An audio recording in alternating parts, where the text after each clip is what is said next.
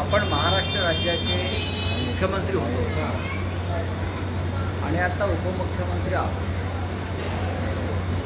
त्याचं विसरताना पडले अमित शहा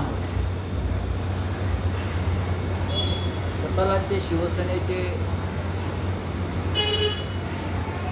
काय म्हणतात ते प्रमुख नेते वगैरे मानतात, पण ती शिवसेना नसून त्यांची शहासेना आणि त्याच्यामुळे त्या शहासेनेच्या संहितेत जागून त्यांच्या पक्षाचे प्रमुख अमित शहा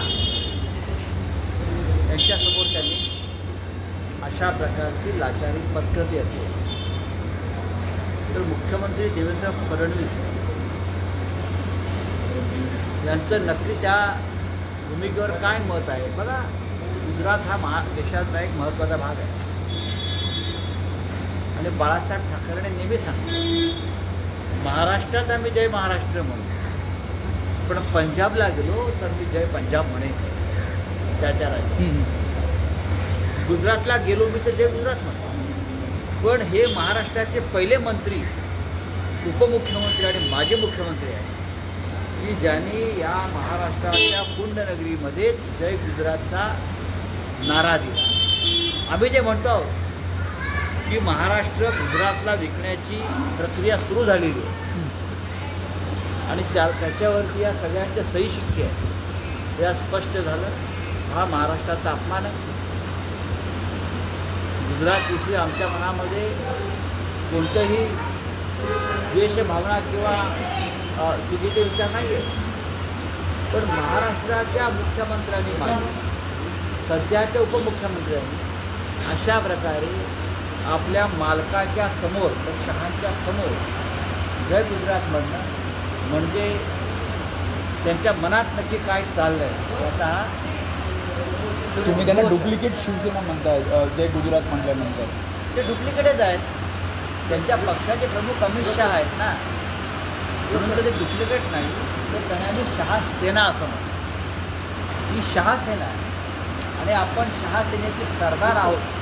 अमित शहानी नेमलेले त्याच त्यांनी पुण्यनगरीमध्ये जो मराठी माणसाचा बालेकिल्ला आहे, मराठी महाराष्ट्राची संस्कृती इतकी आहे, तिथे त्यांनी जय गुजरातचा नारा देऊन या महाराष्ट्राचं भविष्य आणि भवितव्य कोणाच्या हातात आहे दाखवून द्या. नाही, पण राऊसाहेब, मराठी अमराठी भाषेवरून जेव्हा वाद निर्माण झाला आहे, उपमुख्यमंत्र्यांचं तर विधान आहे, पण आणखी एक व्यावसायिक आहे सुशील केडिया, ज्यांनी म्हटलं आहे की मी मराठी शिकणार नाही, तुम्हाला जे हवं ते करा. 30 वर्ष झालं मी मुंबईत राहतो तर मी मराठी शिकणार नाही, म्हणजे माध्यमांना पण प्रतिक्रिया होत असेल.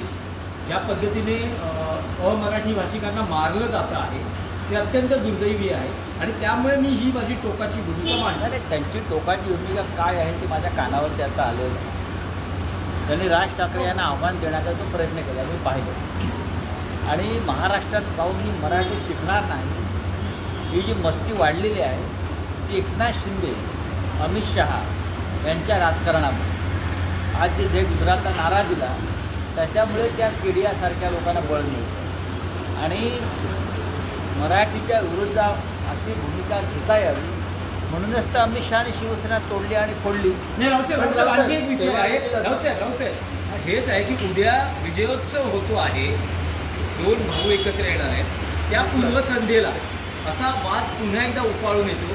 तुम्हाला काय वाटतं की काय हे नियोजनबद्ध सुरू आहे की हे असं माहीत नाही. त्यांच्या पोटातलं ओठावर आलं एकनाथ शिंदे. त्यांच्या पक्षाची सुरुवात तर सुरतमध्ये झाली ना, त्यांच्या पक्षाची स्थापना शहासेना ही सुरतला झाली. त्यांच्या पक्षाचा जन्म सुरतला झाला, त्याच्यामुळे त्यांच्या गर्भात आणि पोटात जे आहे सगळ्यांच्या ते बाहेर नवीन काय आहे.